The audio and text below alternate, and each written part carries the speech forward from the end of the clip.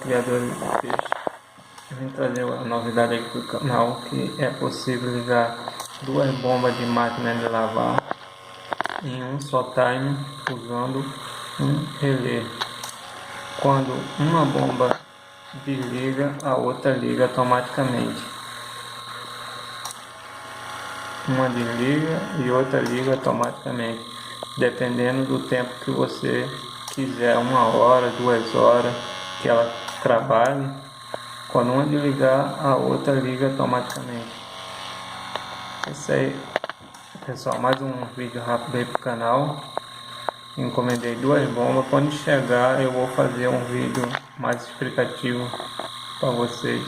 Aqui eu estou usando só dois motor de drive de DVD como explicação. No próximo vídeo eu vou estar explicando como instalar as bombas de máquina de lavar no tanque. Quem gostou, deixe seu like, se inscreva no canal e tamo junto.